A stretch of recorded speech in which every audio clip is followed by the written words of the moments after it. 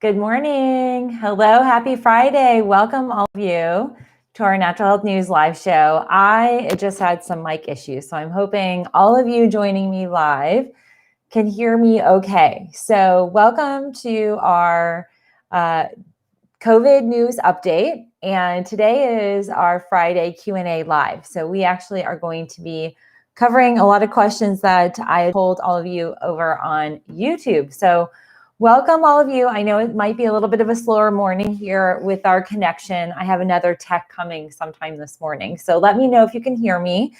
And good morning, Emily. Okay, so perfect. First of all, I'm really excited to share a whole bunch of news regarding COVID, but most importantly, these Q&A live Fridays are really to answer your health and wellness questions, any types of questions, to be honest with you. So they are aimed at helping you and your families be healthy and well. So feel free to comment and add in your questions. Yay, Pat and Ron are here. Woohoo! Good. Okay, I've been thinking about you guys. All right, so before we kick off, I want to share with you that today's video has been brought to you by my friends over at Aaliyah. They're all about clean beauty. Clean your routine is kind of their MO. And they this week just launched their fall beauty bag. And I tell you what, this is $56 worth of big samples and products that are good for fall skin health. This is a free bag when you purchase $75 or more worth of skincare. And I actually have to switch out my skincare routine in the fall and winter months. I get a little bit more intense with my moisturizing routine, even with my hair. So do check them out. I think the one thing that I was really excited about, and I'm going to do this mask tonight, is beauty skincare. They have this, and for all of my members, you guys, I posted a detailed video about this bag, but this is a pomegranate glow enzyme cleaner flash cleanser, enzymatic cleanser flash mask. And it smells amazing. So do check that out. We have some really great stuff from Indie Lee and let's see, One Love Organics, one of my favorite brands. So this bag is awesome, totally worth the investment. If you buy natural, green, organic beauty, definitely check out Aaliyah. They ship online, and they actually have several locations. One of them is here in Atlanta. So welcome all of you. We're going to talk a little bit about COVID news right now. So I want to share with you kind of where we're at just domestically. So we're at 7.69 million cases. That's gone up a little bit in 2 days, and we're over 36 million cases in the world. And it's just really kind of crazy. We've had increases in our positive cases here domestically that we've added daily.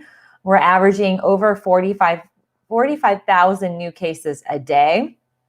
And I will say the one positive, you guys know I'm always looking for positives. We have seen in the first week of October, we saw from that, the first week of October in comparison to the last week of September, the fatalities have dipped by 13%. That doesn't mean we've gone down to zero. Like yesterday, we had 950 fatalities yesterday. That's 950 too many. We're now at 215,903 U.S. Citizens' lives lost due to COVID. There are right now only 2 states that have not seen any increases. So 48 states are seeing increases in COVID cases. Usually within 2 to 4 weeks, we'll see increases in the fatality rate. So that'll be something we'll be monitoring. Wisconsin has broken records, not in the good kind. They topped over 3,000 cases. So they're breaking their single day record, and it was a total of 3,132 positive cases. They now have set up a field hospital for overflow in the bigger city, and they've seen an increase in hospitalizations by 500%. That's very scary. So massive, massive outbreak. Theta Care healthcare system there in the northeastern part of Wisconsin, they are actually down 200 staff, healthcare staff, who are either quarantining or sick with COVID. And that is another dilemma that they're dealing with. The other thing I do want to notate is statewide ICU beds are reaching capacity. Some cities only have 1 or 3 ICU beds available. That doesn't bode well. And that, again, is what kind of triggers the field hospitals and expansion of the ICU capacity. I just want to give everybody a quick update. The White House outbreak, that is the largest outbreak in DC to date.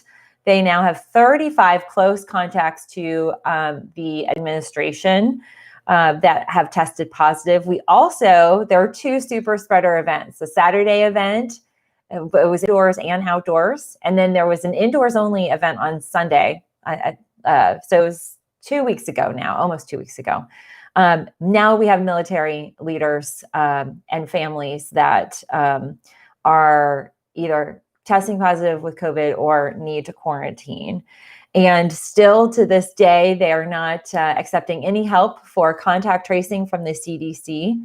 And that's problematic because a lot of families, a lot of leaders flew in and flew out. And so we've got, airline exposure, we've got airport exposure, lots of exposure that expands out. So I'm sure we will, just like with everything else, we'll have a greater quantity of cases as we see the time goes by. I do want to make a note. I haven't been highlighting our numbers based on each state, but I just want you guys to kind of get a conception or kind of understanding. Like California is at 847,384 positive cases. So in total, California has had over 750,000 citizens test positive for COVID. And I actually had somebody comment on Wednesday's video. And you guys know, I am not going to present anything that I haven't double, triple checked. I'm not going to present conspiracy theories or BS bogus data. This is a factually based news report. I have diligently deciphered positive, consistently accurate sources of the information I share with you. And, it is really annoying. We still have folks that want to doubt the numbers, doubt the data that's out there. The other thing I want to make a note is serologic tests are antibody tests. They are not COVID positive tests. They are not PCR tests that are measuring viral load. I had somebody kind of go off a little bit in commentary that, these numbers are doctored and blah, blah, blah. Here's the reality. Like in California, one of the counties actually did a serologic test. They actually ran in the county a whole bunch of blood tests to see if folks had exposure.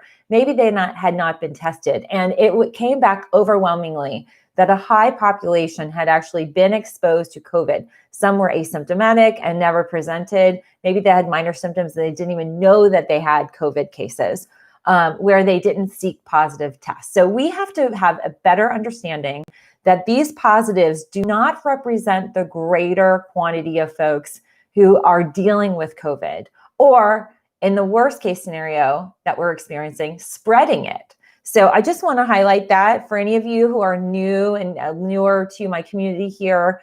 I am now taking offense when it's questioned because I've been doing this since March.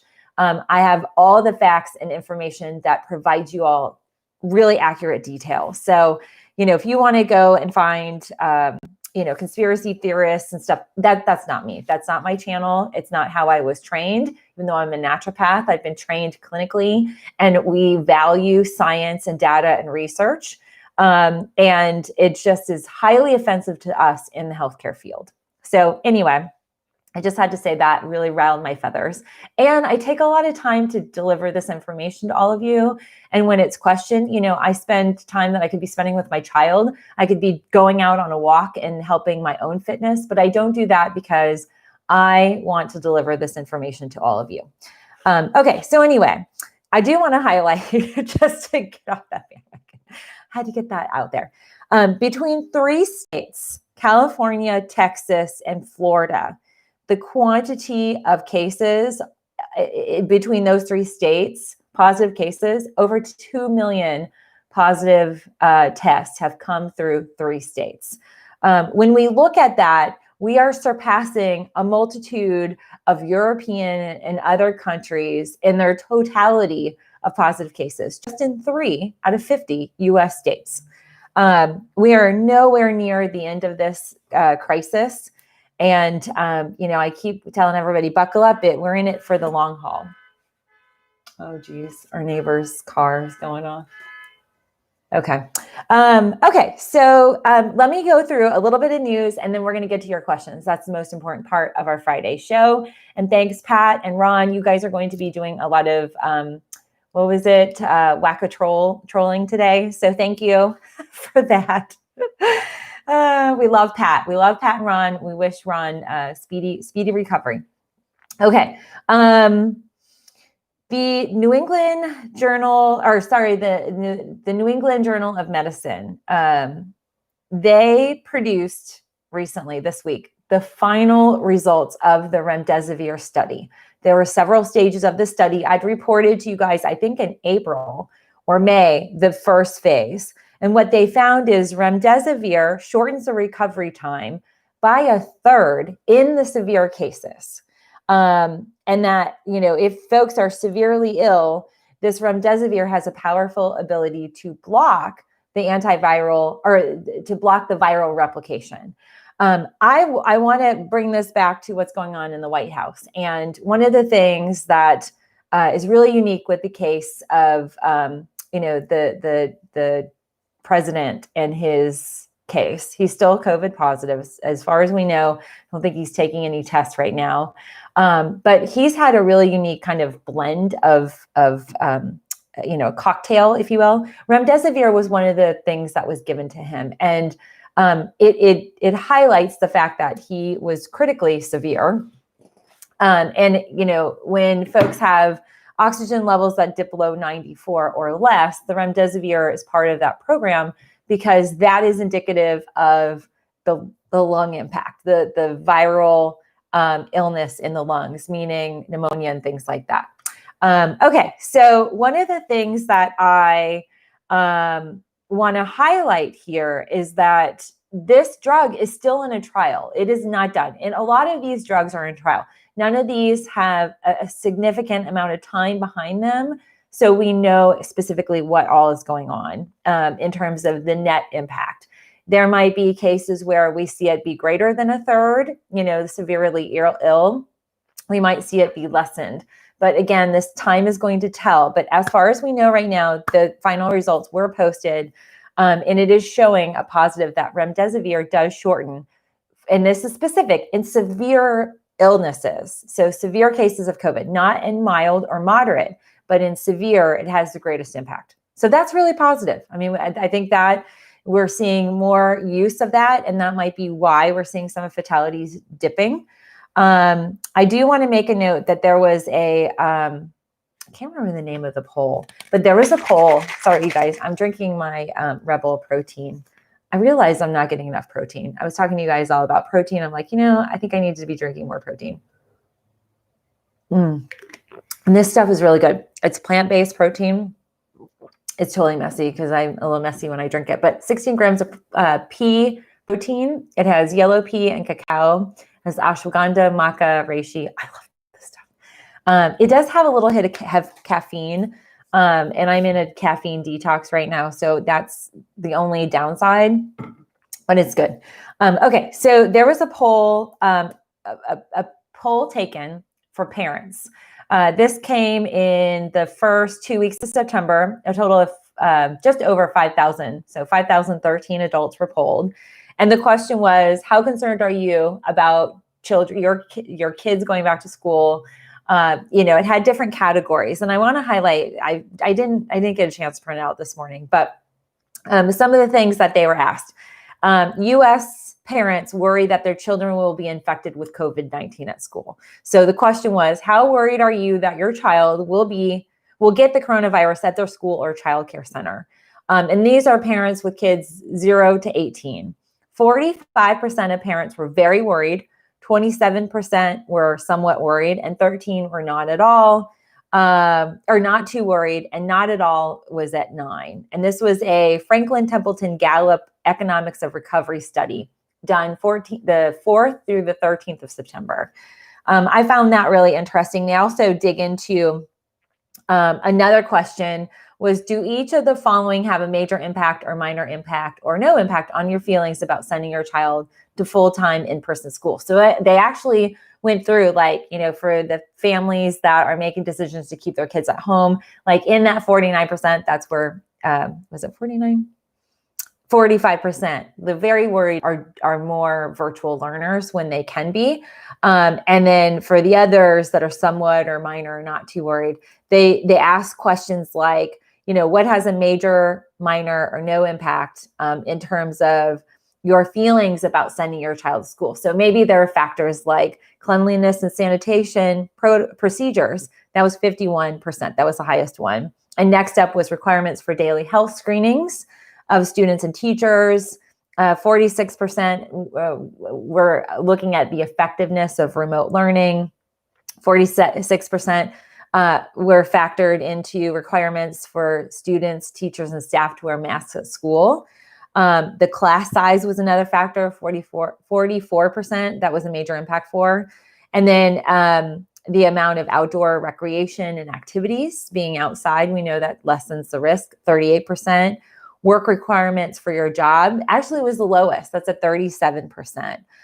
So I found that really interesting. I want to share with that all of you parents who are like us dealing with this crisis and the balance of it.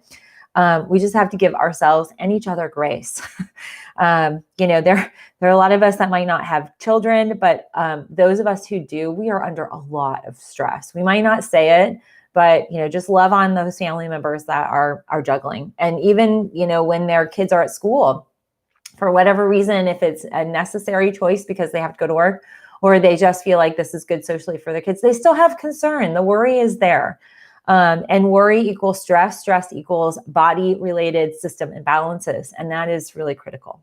Okay, so the other thing I want to highlight, HHS, they came out and said that they may have COVID vaccine available as early as March. I didn't get a whole lot of detail from them, like which one. I will say, to follow that, the FDA, this week, the FDA laid out safety standards for COVID-19 vaccine makers.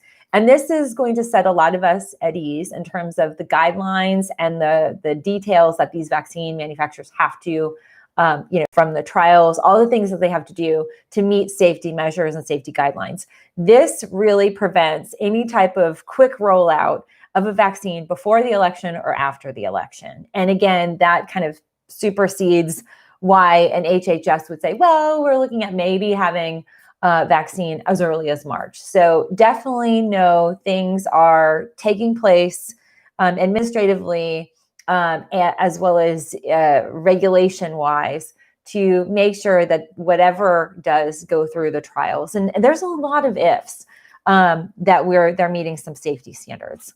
Also, I've got a lot of details about vaccines today. Regeneron. Okay, so that's like the latest thing. We've got the president who's just talking nonsense that it's this cure. And, the reality is that Regeneron and, Regeneron's the drug, Eli Lilly is the manufacturer. Actually, there's two manufacturers. Regeneron has the drug, and then Eli Lilly. So these two manufacturers, this is what's scary, is we have, a clinically lacking non-expert spewing stuff that's just not founded about Regeneron. And so because of some statements he made this week, I don't even know which day, these companies knocked on the FDA's door and said, hey, we want you to grant us emergency use authorization to expand our experimental antibody therapies. And I want to make this really clear. These antibodies are not like the plasma antibodies. So there's two different types. We have our own, and these antibodies are in the world of convalescent therapies. So very different than like therapeutics, where the remdesivir is a therapeutic. The antibodies, they come in two categories: natural, which are man-made. They come from us, and we can donate. Folks that have COVID recovered, they can donate via blood draw their plasma. That then gets spun and can be it can be delivered to you via a transfusion, the plasma antibody transfusion to a patient in a convalescent type of manner.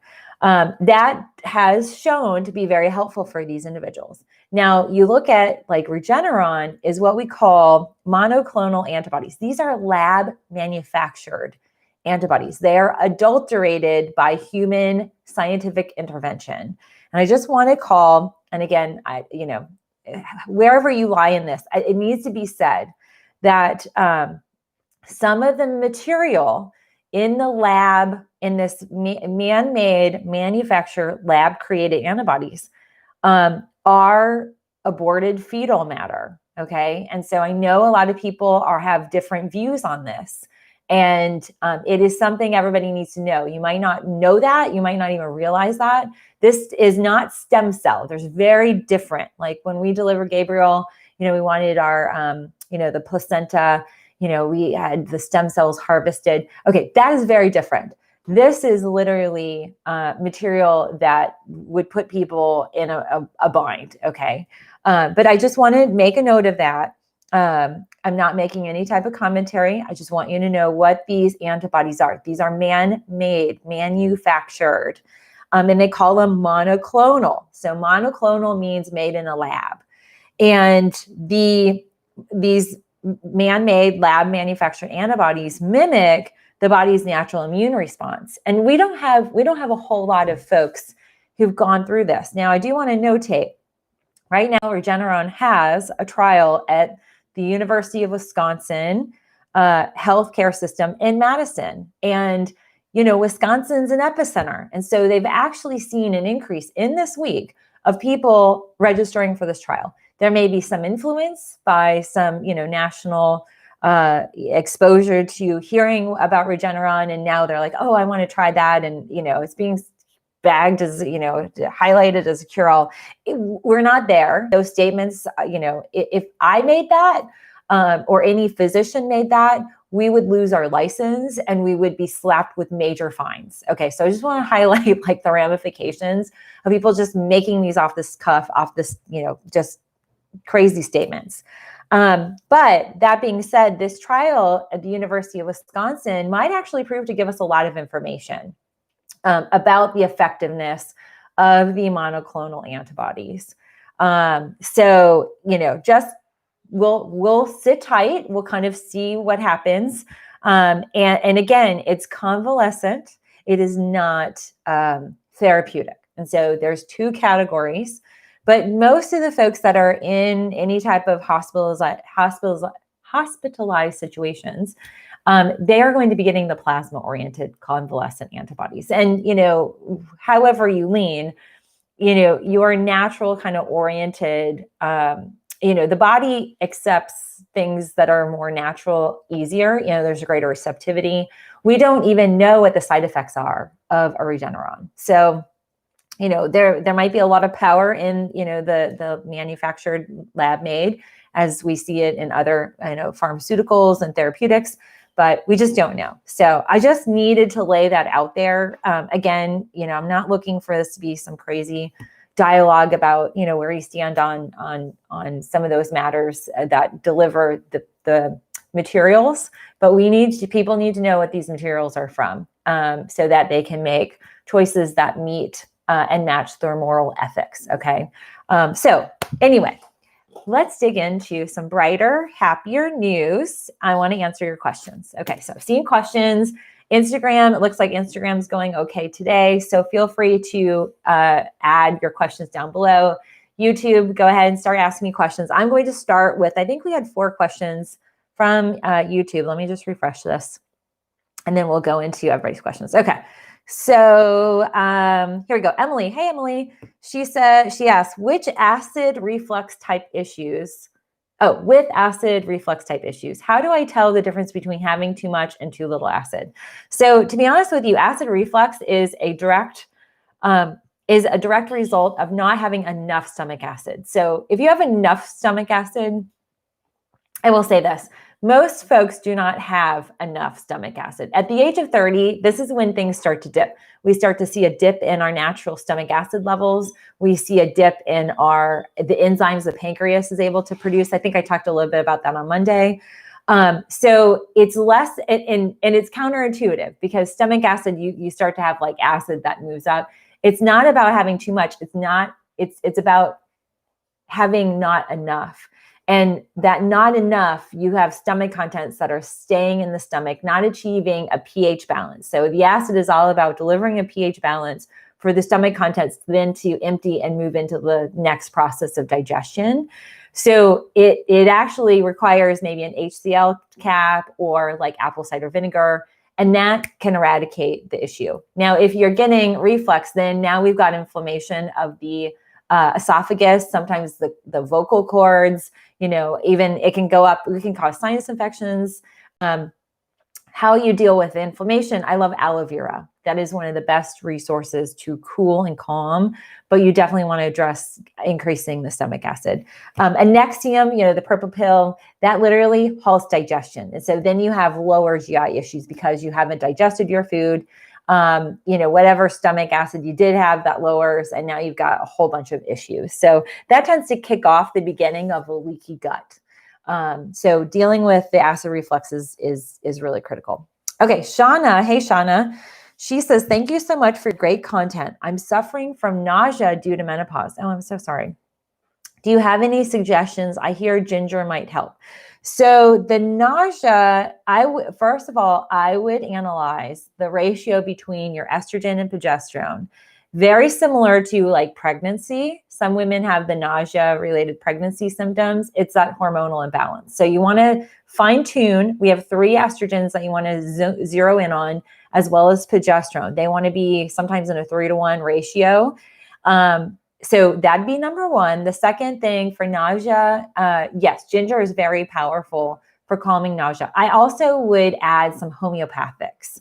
And there's some anti-nausal homeopathics that can be helpful. Okay, Lori P, she says, how is Daisy?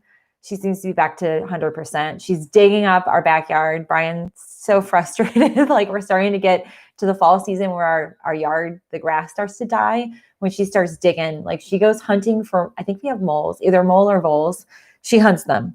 So she's doing great. The caterpillars, actually, for whatever reason, I didn't post, but we witnessed one of them do its metamorphosis and its chrysalis. And I shot video. So I'm very excited. They are doing well. We have 2 that are hanging. They're in the beautiful green chrysalis phase. And actually, let me see. I might be able to show you guys. I shot video, and let me just show you this. This is the picture. Can you see that? Is that not the coolest thing? That is a still from the video of it wriggling out of its skin. The coolest thing. Like Gabriel was here. It was like perfect timing. Happened over his lunch right before his one-on-one tutor came. And even she was like so excited. So very, very cool. We really enjoyed that. I now know I know what I need to know next season to look for like baby caterpillars. And I'm going to be, oh, Daisy's on cue. Daisy says hi. I don't know if you guys see her little tail over here. Okay, so let's see. The other question you had, I got a little sidetracked. Oh, the caterpillars. Yeah, okay. So butterfly world. All right. Funny. What kind of diet for psoriasis? Okay, so psoriasis and eczema are skin-related inflammation and sometimes autoimmunity. I look at healing the gut. So gut healing is critical. I think things that are really important are going to be using things like polypeptides, the bioidentical polypeptides coupled with colostrum, as well as watch Monday's video. Like that whole gut healing, 6 stages to gut healing, that'll be really helpful. But yeah, psoriasis is indicative of something internal. So our digestive system is skin. We had some mucosal membrane. That is representative on the external. So our skin is a secondary, we call it a secondary elimination route. And if there's something going on within the skin, and there's like body zones. There's a really kind of unique kind of patterning that we can identify, but it's indicative of something that's going on inside your body. So heal from within. Okay. Let's see, questions. Okay, so I've got an Instagram question. Lepristo Anita. Hey, Anita. I feel that I am not getting enough protein. Tried numerous protein powders. They all seem to bother my stomach, and suggestions on what I can try. So the big thing is, I love really clean protein, plant-based protein. Like this is a pea powder. Spirulina is really good. It's very gentle on the stomach. Spirulina would be something I would try. If you can handle eggs, those tend to be a really good, very, very powerful.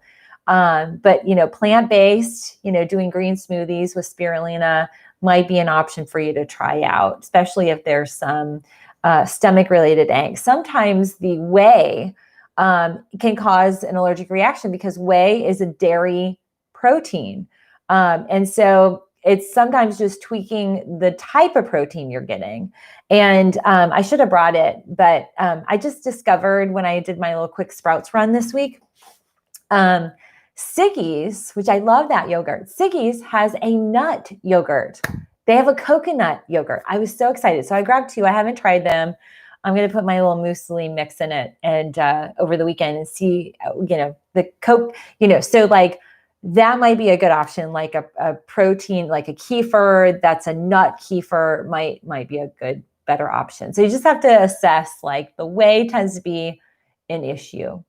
Okay, so I'm going back to the beginning. Let's see here. Let's see. Amber. Hey, Amber. I'm well. And thank you so much for commenting. Okay, so let's see here. I see we've got a lot.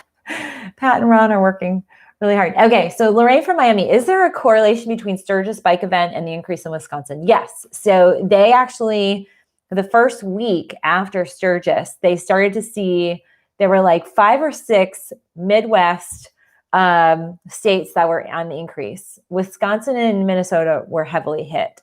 So yes, there's definitely a link. I don't know how much of that, now is related because you got tertiary and then you've got it just branching out, but definitely people brought it back and then you have community spread, and community spread happens like that, especially if contact tracing isn't happening. Hi, Puppy. Let's see. Okay.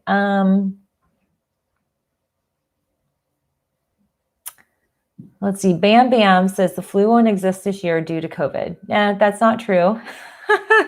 But I will say that if people follow all the measures, masking, social distancing, hopefully we will see some numbers decrease. I will tell you this, we went to Gabriel his 5-year-old checkup at his pediatrician's office. And I was asking, because he's like, how's he doing? I'm like, great, you haven't seen you, because he hasn't been at school and he hasn't been sick. And he's like, yeah, we expect that. And we expect also that kids probably, especially like ones like our child who's at home, his exposure to the flu will be greatly reduced. I mean, last season, the flu and the norovirus hit the school all in the same day. And middle school, they have a mini middle. It's basically K through 8. Mini middle and middle school, they had the flu, and then the norovirus hit the younger kids, and they're separated. But it was bad. It was a snapshot of what was to come. They actually had to close the school. They closed it for 2 days for cleaning, and we thought that was like horrible because our whole lives were upside down for 2 days. And now here we are. Oh, the irony. Let's see.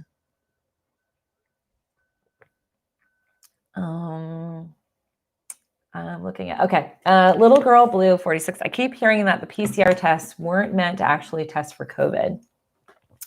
I'm not quite sure what that means. The PCR are actually testing for viral bodies. So the evidence of the virus. It's actually the most accurate. Like the Abbott lab that was used, and apparently is still being used in the White House, it's a 30 to 50% inaccurate test, meaning you get false negatives. So people who are actually positive, where there are serologic, we evaluate antibodies, so it can show if you've had it or have developed some defense mechanism. I've shared with all of you kind of the stats on all of these, but PCR is to assess the viral, the existence of the viral bodies. And so that's more DNA related to, RNA of the virus.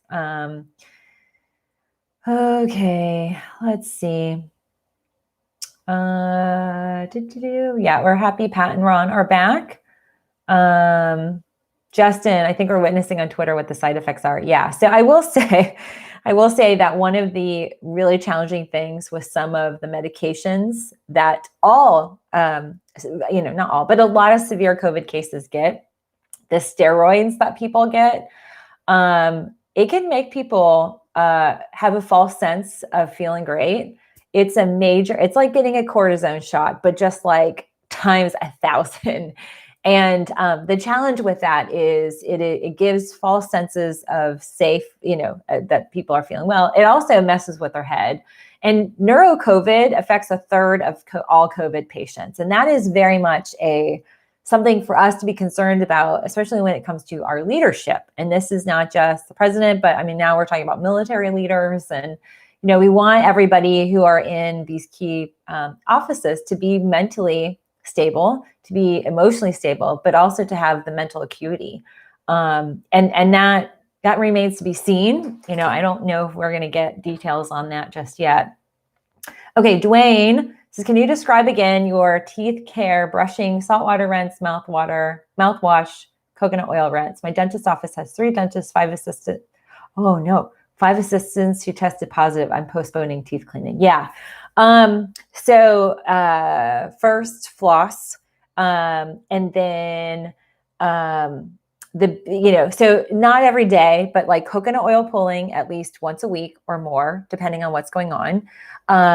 You want to you want to use a sonic care brush, like any type of one of the like sonic quib or anything like that. That is the best kind of way to get stuff off your teeth.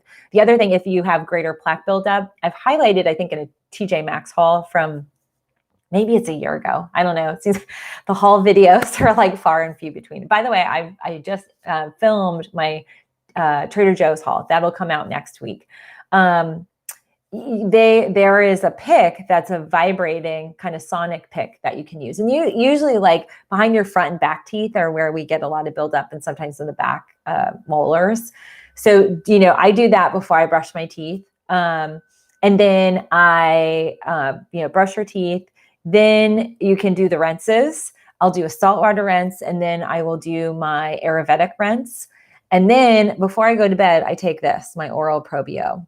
And this honestly is the way to eliminate dental caries. This sets up healthy bacteria. We have an oral microbiota, and Streptococcus salivarius fights the unhealthy bacteria that actually causes dental cavities. So I hope that's helpful, Dwayne. Hey, Whitney's on. We haven't watched the space shuttle, the nighttime launch. So I have to do that this weekend. Work has been ultra stressful with Elon. Oh my gosh, in town, and the Crew 1 launch at the end of the month. I'm sure. I can only imagine. He seems really intense. Just kind of witnessing his response to like California and all the shutdowns. What can you recommend for epidermoid cysts? I have 2 cysts show up and I'm not sure how to tackle the problem. Castor oil packs for sure. Definitely. And proteolytic enzymes. So most welcome on that. Let's see. Mary, let's see. Oh gosh, I missed a few questions. Okay, so let me go. Mary, wondering what's the best way to get tested for allergies, blood test, skin scratch test, or something else? Depends on what you think may be an allergy. We can have food-related allergies. That's a blood test. The skin scratch can be like environmental, oak and grass and pet dander. Blood testing can also assess that. There's a lot, like LCAT is a big one that I've used in the past. So it kind of depends. I think, honestly, assessing food stress or food sensitivities is really helpful. I think we should all do that because we eat food all the time, 3 or more, kind of meals and snacks during the day. It's a common source. Anna, I've left messages on your phone trying to get an appointment with you. I am not, Anna, right now. I'm trying to open up my schedule. I'm juggling mommy virtual learning life with a 5-year-old who has an attention span of a gnat. And it's very challenging. So I don't have an open schedule right now. We're trying to figure out how to get my schedule open. So I will keep all of you posted.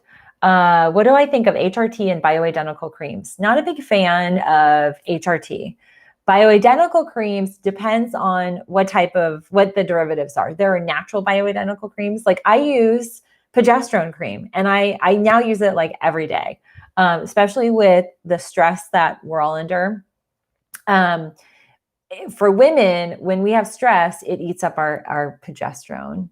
Oh, and by the way, Instagram, you guys are at 2% on my mini iPad, so it might shut down. And actually, I'm going to log off of Instagram so I can save this video. So for all of you on Instagram, run over to YouTube.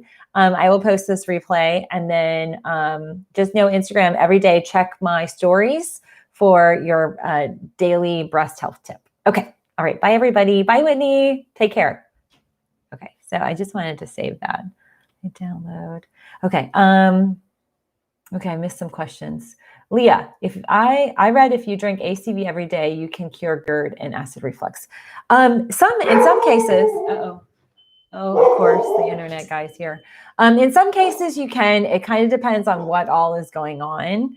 Everybody's body is different, but I do like apple cider vinegar for a multitude of reasons. Let me just save this onto Instagram. Okay, so let's see, more questions. Okay, Vicky, I'd like to know the amount of colostrum that should be taken. So the colostrum, like the pro-colostrum, this is the powder. I love this stuff. Like 5 milligrams is your dose, 2 teaspoons. You can do this twice a day if you want. Like there are therapeutic uses. I might even put somebody on 2 teaspoons 3 times a day if they're really dealing with like chronic Crohn's or colitis. So evaluate your own kind of situation and see if you need more. The other thing too is start taking it and see how, I'm just editing this while I'm talking. Start taking it and see how you feel, and then add a little bit. So allow for a few days, just kind of see the effects and then gradually increase. I always recommend that. Lorraine, any recommendations for eyebrow growth? Castor oil, right on it. It hasn't worked for you. Thyroid, evaluate your thyroid. A lot of times, especially the latter half, will be a thyroid imbalance. Let's see. Cassandra, I suffer from anxiety. Do you have anything to recommend? Also, I have heavy period on the 2nd day due to fibroid. Okay, so Cassandra, watch Wednesday's video. I talk all about that. There's this new tea. Skullcap is a really great, powerful herb. I have to tell you guys, I got dinged on YouTube because of that. So I got to fight them on that. Luckily, they've just dinged it and haven't removed it. So I have to download that video just in case. Very, very annoying. What do you do about hand tremors? So hand tremors generally are neurologic. I would rule out any brain-related neurological imbalances. Some folks will have thyroid-related tremors. It kind of depends. And then also cervical spine imbalances. If you have a pinched disc, have had whiplash, I think any of us who have been in an accident, you've got some degree of whiplash that affects your cervical spine. So making sure, I mean, as we age, I think one of the most critical aspects of keeping our body healthy is proper spinal alignment and muscular alignment and strength along the spine to keep our bodies upright. Sometimes we can get the electrical wiring that goes from the brain to our fingers and our feet can get a little whacked out when it's, a small little line. Like it could very well be the internet issue that we have. The body is the same way. Like sometimes our internet works and sometimes it doesn't. The body's electrical system is very similar. And so sometimes you move one way and it's like, oh, I'm feeling tingly or whatnot. let's see, Taryn G. I have a friend, she has hypothyroidism, or she has hypothyroidism. I believe her thyroid was removed. Do you know what she can take? Natural instead of medicine RX. So so we have two aspects of the thyroid, the main thyroid and then the parathyroids, and there are two left and right. You can still have some functionality, sometimes partial, there's partial gland removal and full gland removal. It kind of depends. But I love, you'll find it in my full script store. There's links down below to grab the store. But Wise Woman Herbs, their Thyroid 2 is great for women and men who've had thyroid dysfunction or their thyroid is not present. I have hypothyroidism with fibroids and bleed heavy too. Very common. Fibroids can definitely be thyroid related. I have a protocol for that. So do check out, I have a hypothyroid, I actually have thyroid related protocols, all different categories. So check out my, I think they're $14.99. You can download, multi pages. And I actually have a really key reflexology point that you can deploy to support your thyroid as well. Very, very critical. But definitely Lori, Thyroid 2, that's the name of it. Fungal, so Trent, best treatment for fungal Candida. For fungal Candida, you want to heal inside. So fungal Candida will be systemic related yeast imbalances. Now it's in the blood and then it's showcasing either skin and nails. So I would watch Monday's video, my 6 parts to healing your gut. Watch that video, the latter half of the video. I'd grab some of the colostrum powder. This is a small packet, but they have big packets. I would add that. This is taken on an empty stomach right before bed. Very powerful at eradicating the imbalances in the gut. And then topically, what I would do is I would use apple cider vinegar to recalibrate the pH of those areas that have the fungus. You can have it in your ear. You can have it on your scalp and your nails. Lori, number 1 supplement for adrenals. It depends on what's going on with the adrenals. There's a lot that I love. Like cortisol manager is one of my favorites. But then I love Reloraplex. But, the first thing, test your adrenals, see where they're at, and then you can respond accordingly. But I definitely love like rhodiola and holy basil just to help balance them. But if you've got a good idea of what's going on with your adrenal glands, you can get really pointed with when to take some of those supplements. And Pat reminds everybody, remember our YouTube library. I have a lot of edited videos. Next week, I won't be going live, but I will have 3 edited videos. I'm still working out all the, I of course have tons of video content I want to deliver, but I know one will be my Trader Joe's haul, a fall haul. Very exciting. I found some great stuff. And then there will be 2 others that come your way. And somehow I want to get to you my butterfly metamorphosis. So very cool. I think I want to wait until they hatch and all that stuff. So I'll probably I don't know if I'll be able to film this, but when the butterflies release from the little cocoon, and then we're going to keep them for a day, let them kind of rest, get the blood flow to go into their wings. And then I have a whole bunch of butterfly bushes that I'm going to release them on. So that's exciting. Oh, he's okay. So the guy's testing something outside. Okay, so I'm going to wrap this because if he cuts my internet, I won't be able to save this.